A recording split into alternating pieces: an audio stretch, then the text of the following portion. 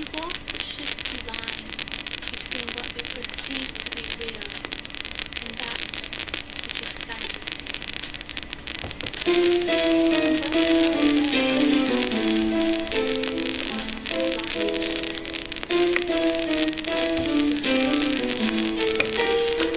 That's pretty interesting, Twyla. You did a good job making your video, I must say. And you did a little bit of a recounting of the, like Alice in Wonderland kind of thing. You did an interpretation of it, I guess. A reinventing kind of thing. And, you know, you got your, like, nice little outfits. And you're, like, showing how glamorous you can look and stuff. And, like, how sexy it is to smoke cigarettes. And, yeah, so you're right. You're talking about at the end there. You had a little bit of a monologue about, you know, perception and reality and like how it's all this ties into what the fantasy is. And I agree, like sometimes you need to get loose, right? Sometimes you have to like take some, like, well, in this video you decided to give some absinthe to a kitty and it's like, well, let's let that drink from, like, I don't know, like Norwegia or something, or that you drink it and it makes you kind of crazy. And like Van Gogh is most famous for drinking it, and well, he got the zero off, I guess, and he was like, I'm gonna make all kinds of trippy pictures now, make all kinds of weird art and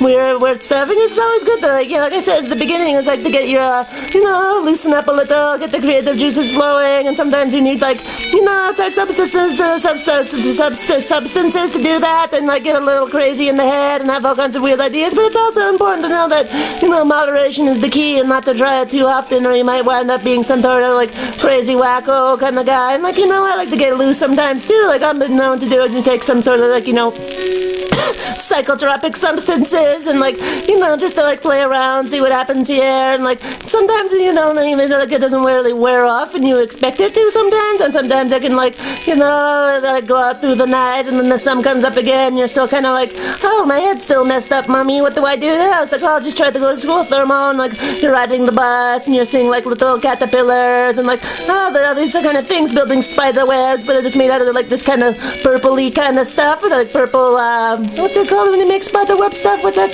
shit called? And spider web string?